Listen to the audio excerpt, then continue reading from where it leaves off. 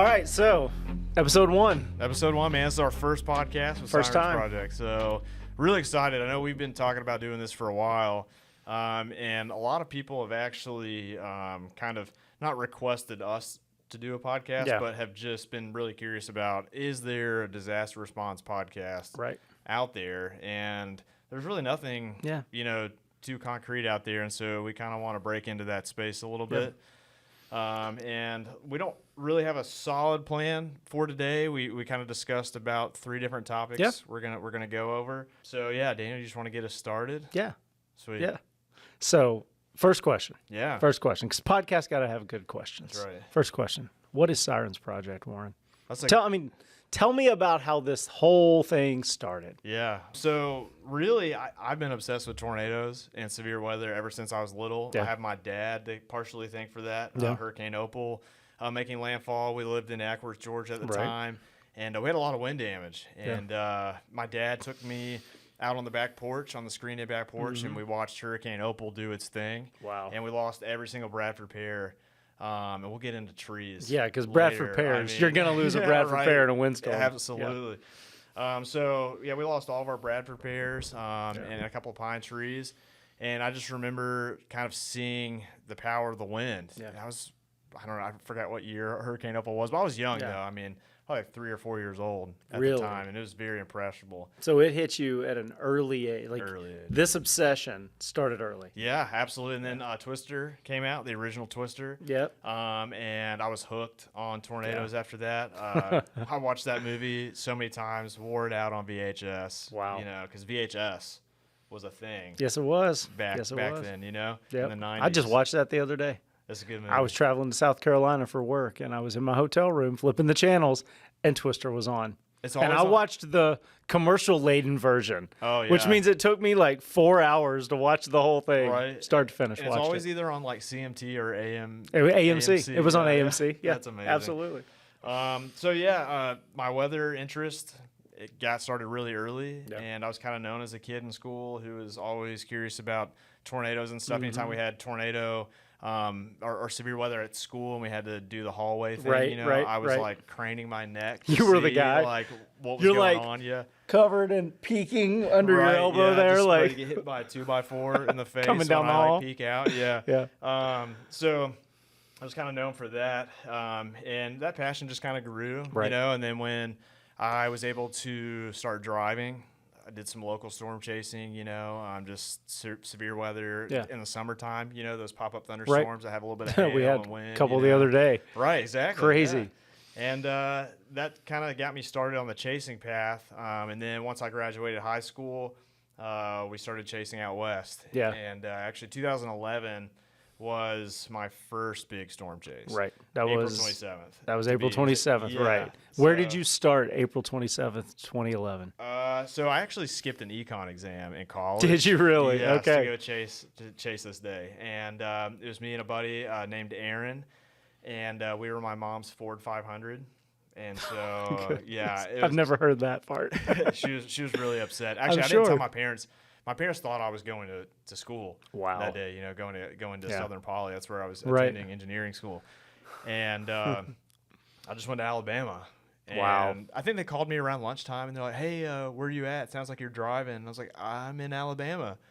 And my mom lost it. She was like, you're coming home right now. And I was like, I'm not missing, this the tornado outbreak of the a generation. Now of our generation. Yeah. I skipped the econ exam, and we started out in Coleman, Alabama. So at the time I was living in Dallas, Georgia. Right. Hit 278, straight out to Coleman. Wow. And that's where we started our day. And kind of an interesting fact is we never really left Coleman in northern Alabama that entire day because of how many tornadoes went through northern Alabama, how many roads were closed, and how many supercells we were dodging. So you got to remember, too, in 2011, we're looking at weather.gov's radar stream. We didn't have GR level 2 on our laptops. Right. We didn't have radar Omega or radar scope. Nothing. It was all kind of like, I won't say old school because there's guys out there who chase way before even that was available. Yeah. But yeah, it was kind of, you're refreshing the web page in rural Alabama. Right. So it was kind of crazy. Yeah. So April 27th, we saw the Coleman tornado. We saw a tornado in Piedmont, Alabama as well. And those were really the only two we saw that day. Yeah. And the Piedmont, Alabama one was after dark that we saw. And that's so scary. It was pretty wild. A lot of road closures and stuff. And we actually went back to Tuscaloosa and parts of Birmingham, like Pleasant Grove, those areas, to go check out the damage, and that really stuck with me, seeing that damage, because I mean that was super catastrophic. Absolutely. Absolutely. And then we saw a lot of damage in Georgia too. I mean, Ringgold got hit really bad, and so did Crow Springs, and we checked out that damage as well. And I think that's kind of where things started tugging at my heart to start helping people. Well, it's personal. Right? Yeah. I mean, everybody's got a story with a tornado that's affected them. Right. Like I can even think. I don't know how this has really kind of worked out, but early on, I became very fascinated with the weather growing up in Memphis. I mean, we would get those pop-up thunderstorms. And, we used to have a joke that the Mississippi River is a tornado killer because if it started in Arkansas or Missouri, it would come across and then it would just zap after it got over the moisture barrier of the Mississippi. But I was a kid. My sister was at a church on a Wednesday night, a little Baptist church called Kirby Woods Baptist Church. Was hit by a tornado on a Wednesday night. Wow. And she was there that day. And I can remember being at home and, this is pre-cell phone, pre-everything, mid-'80s. And being about 8, 9, maybe 10 years old and just being affected by the fact that we heard the sirens. We knew a tornado was coming. We were personally dealing with, at my house, which was about 2 or 3 miles away from this church, with the fact that a tornado was coming. Yeah.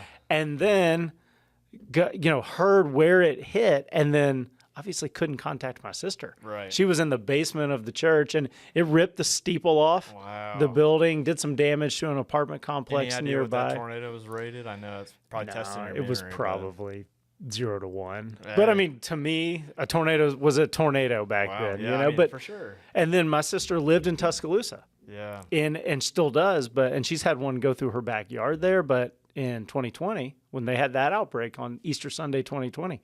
But she also she texted me, and this is on your old flip up Android phone, texted me a picture of James Spann's coverage of the Tuscaloosa tornado. And that thing, I just will never forget the image of that day and that picture. I was at work, and here she had young kids at the time, and I mean she's texting our whole family like, we don't know what's about to happen to us. But Span had been watching that thing for hours, in that outbreak. And you're back there behind it.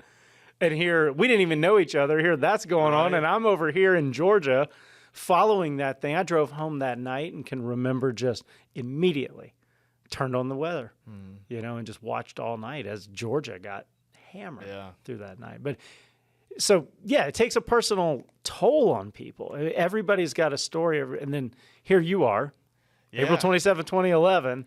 You're seeing that personal toll happening as you drive into towns like Tuscaloosa and Birmingham.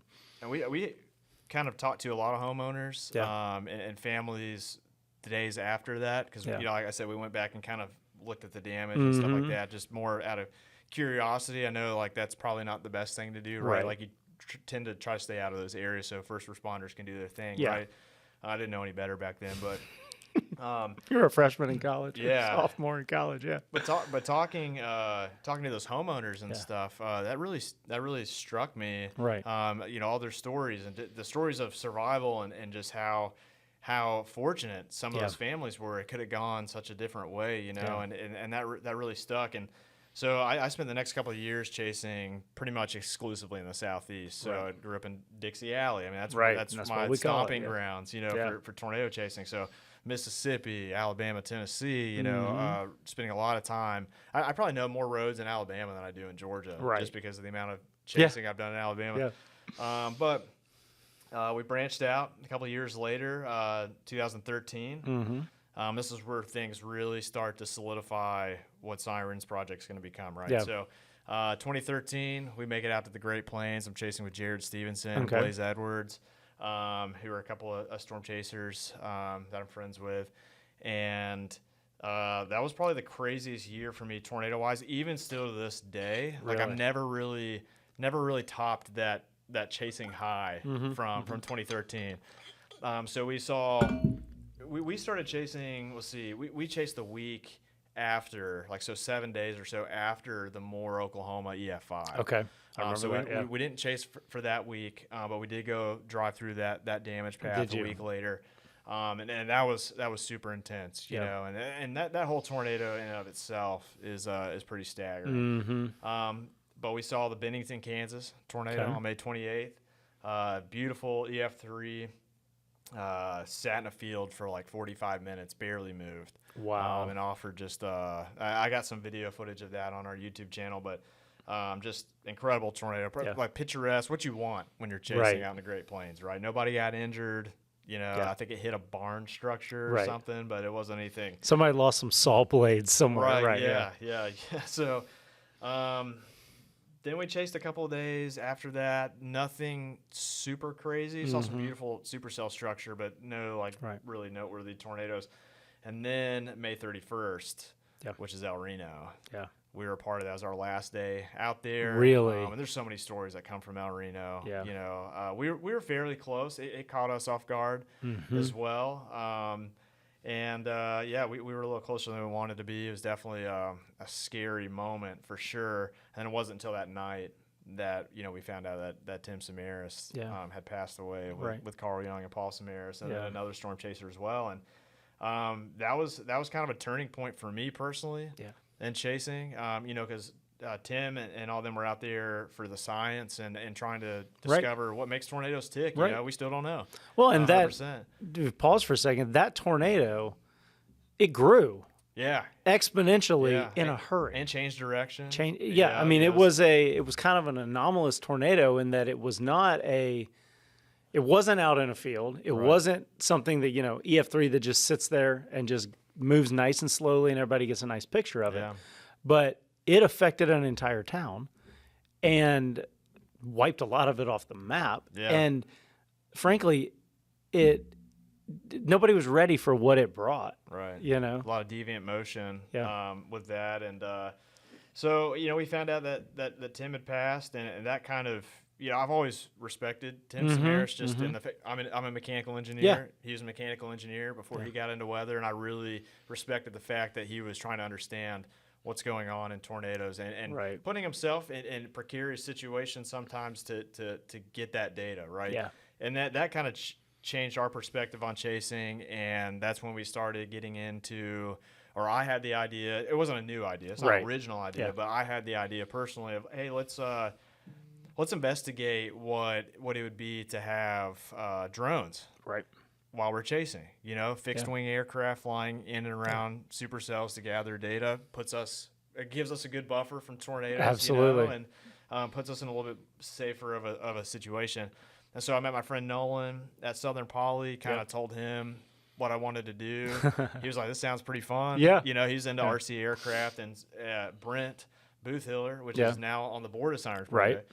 We'll get into that in a little bit, but he was roommates and best friends with Nolan. Yeah. Also had a huge passion for RC aircraft and everything. Yeah. And so this little team came together. It was us three, and they had no experience chasing tornadoes, didn't really know what that was about. But so you brought that side. Yeah, brought that side, and they brought the smarts, you know, and the passion for RC aircraft. And so we kind of put this little team together, raised $11,000 on Kickstarter. Wow. And started putting some drones together. Bought some drones, right? Yeah, hit the Great Plains the next year after that. So that was, I think 2014 or 2015 was our first chase. So it was 2015, I think, was our first chase out in the Great Plains with drones. And we bought an ambulance. Yeah. We did it in the exterior for a little while, and then we bought an ambulance. Did a bunch of stuff to that. 4-wheel drive swab. Yeah. Gutted the entire interior. I got to ride to Chattanooga, and that thing. Yeah, it was a rough ride in the back. It was breaking down a lot, but man, we had so much fun building that thing. I mean, we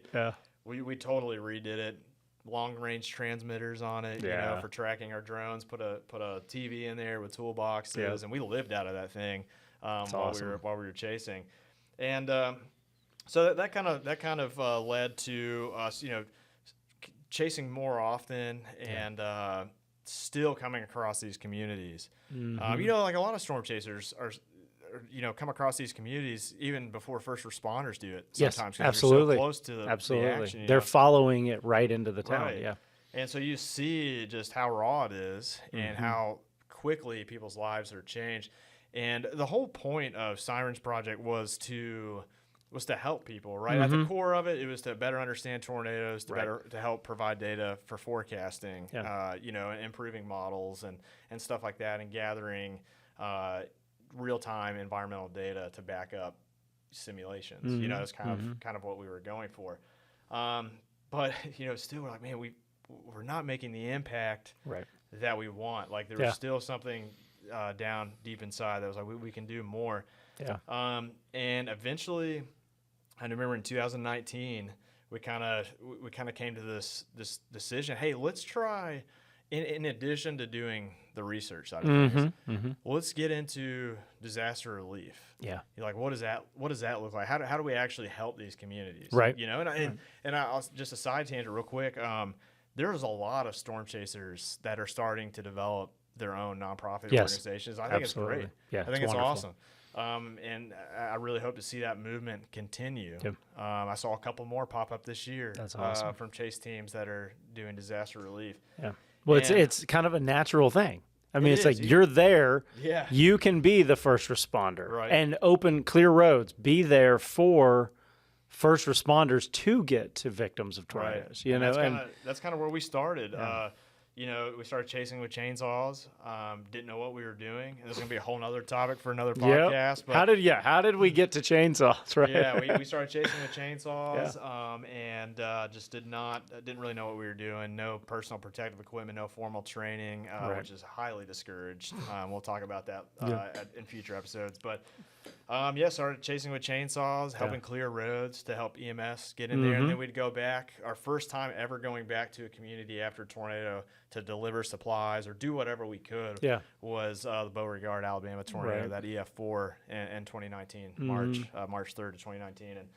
And that was really a turning point for Sirens Project because we partner here with our local church, His Hands Church, and they came alongside of us with us. We had this idea we wanted to help this community. They came alongside of us, and man, people just showed up in droves from the community, dropping off supplies. We filled 2 enclosed trailer, full of supplies and stuff, and drove it to Beauregard, Alabama, and got hooked up with one of the I think it was, I don't know, Salvation Army or one of those large organizations. And basically we were told to go to this community right outside of Beauregard, a little neighborhood, and sort through some of their stuff.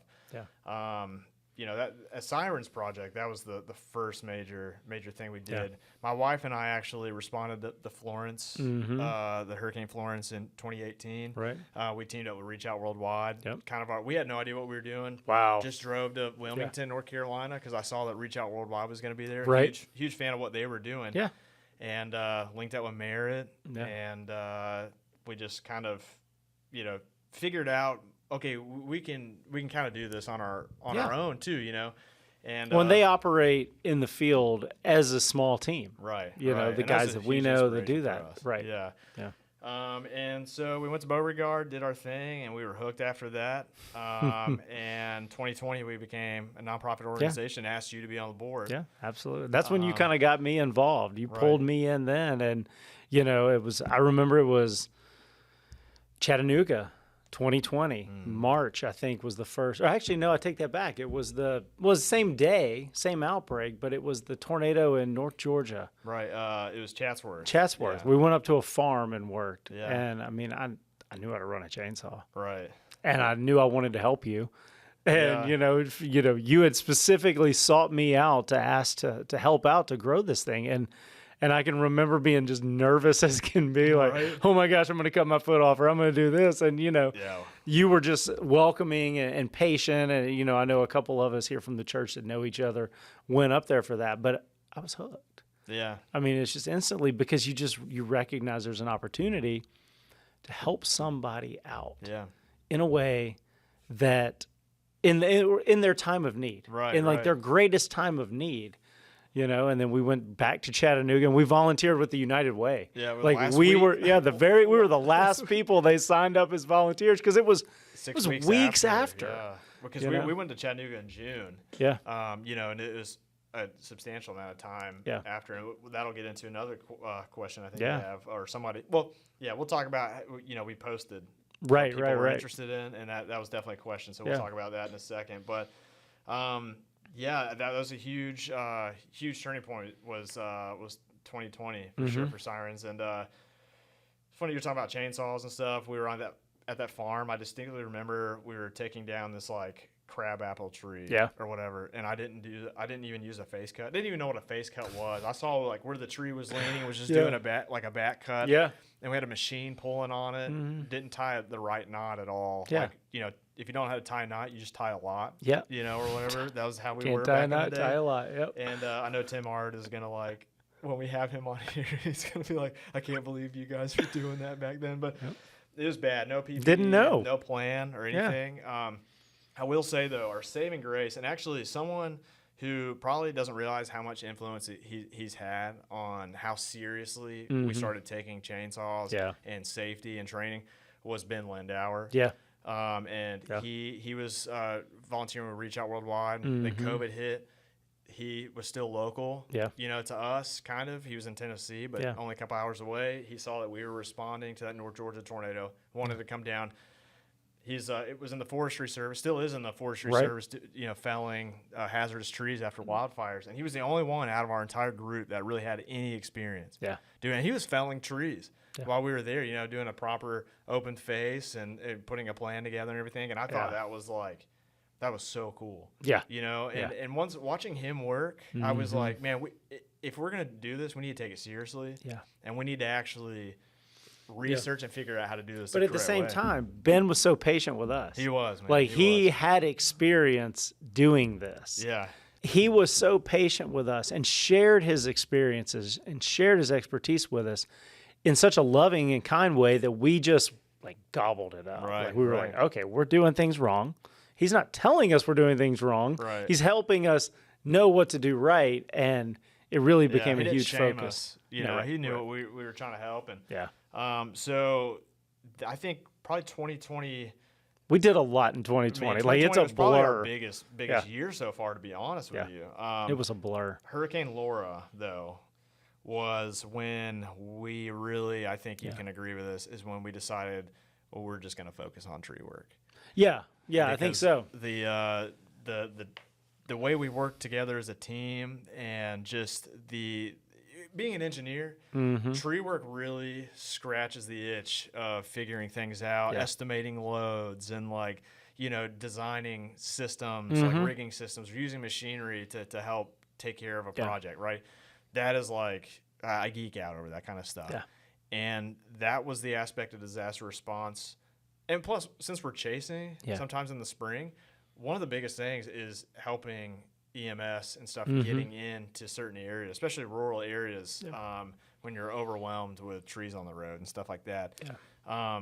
And that just kind of solidified, in my mind anyways, and I think in Brent's mind and Pedro's mind, solidified the idea of let's just focus on trees. And from then on out, from then till now, we've just focused on. Well, and we saw, it was also, and Laura provided us an opportunity to see the entirety of disaster relief work happening at once.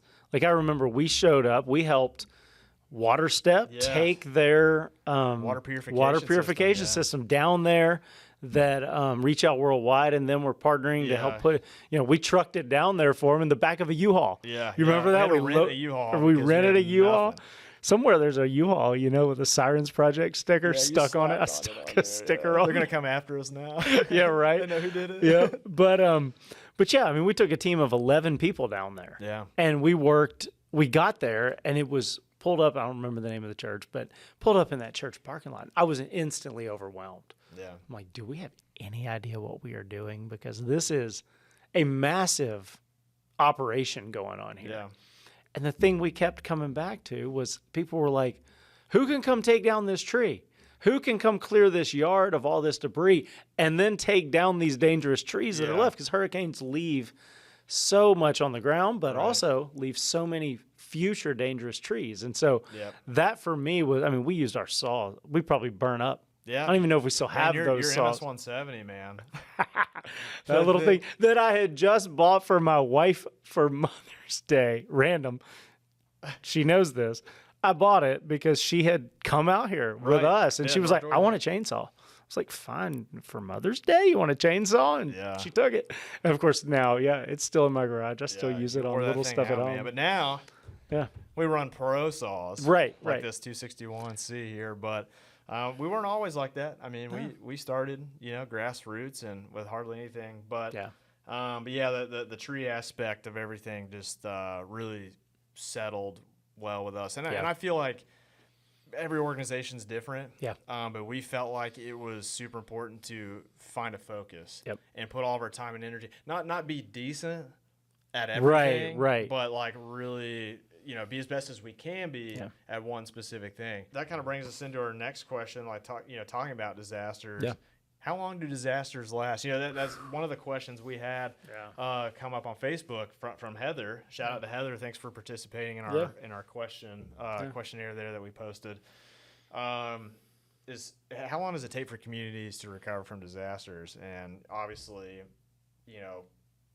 it's dependent on the disaster, right? Like an earthquake or a volcano is going to be very different than a tsunami or a tornado or hurricane. We primarily focus on tornadoes and hurricanes because that's kind of our wheelhouse, and that's severe storms. That's what produces the type of work that we're passionate about and skilled to do. But all those disasters have different recovery times. Well, you mentioned it earlier, Chattanooga.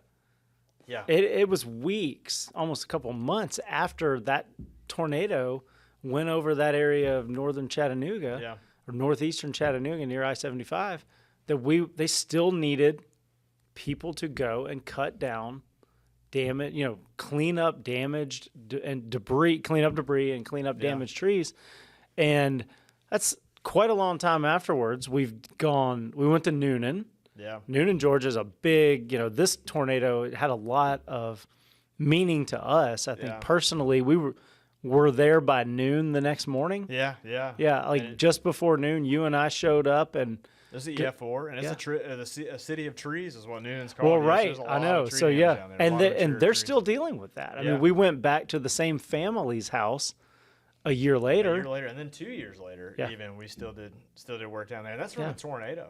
Typically hurricanes have a lot longer of a response time just because of the scope and the scale of disaster, right? How many people are affected? You also bring water damage and rebuilding, right? Rebuilding's probably the longest portion of disaster response, where people's homes have to be rebuilt and stuff like that, because that can take a couple of years to get that in motion.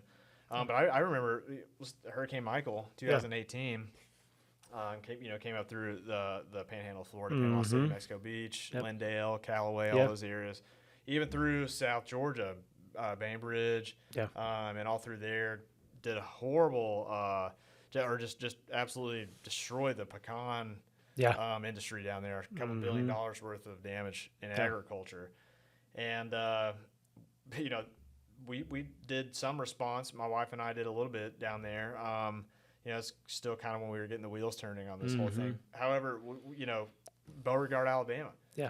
We're chasing tornadoes in 2019 that day that Beauregard happened, and we're still passing homes that had tarps on the roof and trees down in their yard from Hurricane Michael, because we were kind of in that southern area. So you have a tornado spreading its arms across hurricane damaged areas, doing both. You can still drive. I mean, let's see, how many years is that? 6 years?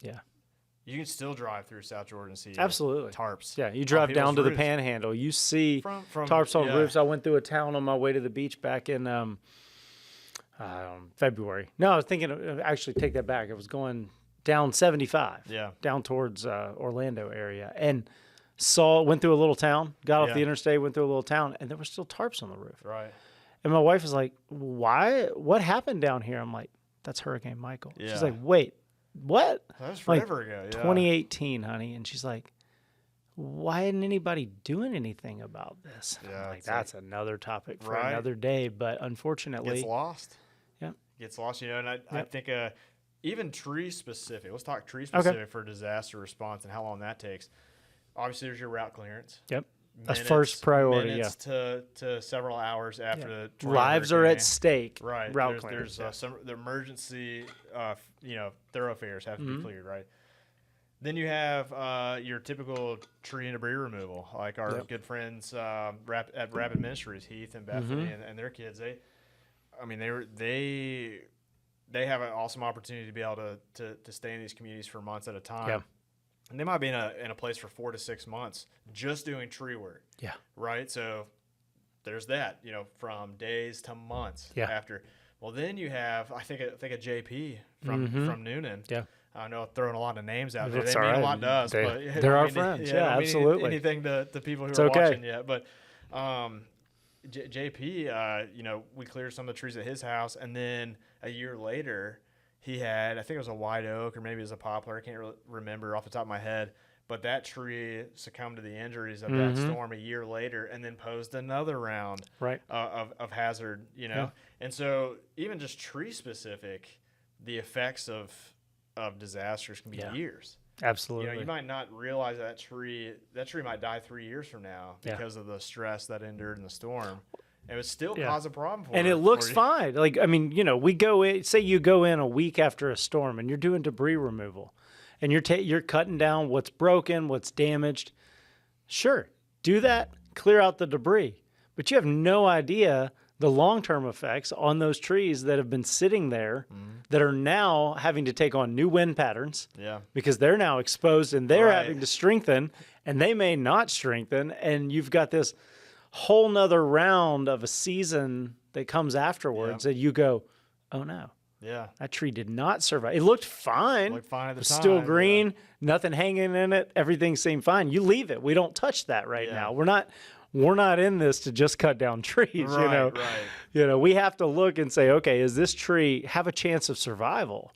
Because you just don't go clear cut the land after a storm. You've got to make sure that there's still arbor for people to enjoy. And you say that's the whole reason why I became an arborist. Was because I wanted to learn about those different different reactions that trees have years after the fact to continue to bless families, and kind of be able to give them a tree care plan, or at least a tree risk assessment. And to say, hey, these might be ones that you want to watch later on in the future and stuff like that. But disasters. I mean, you could say Katrina.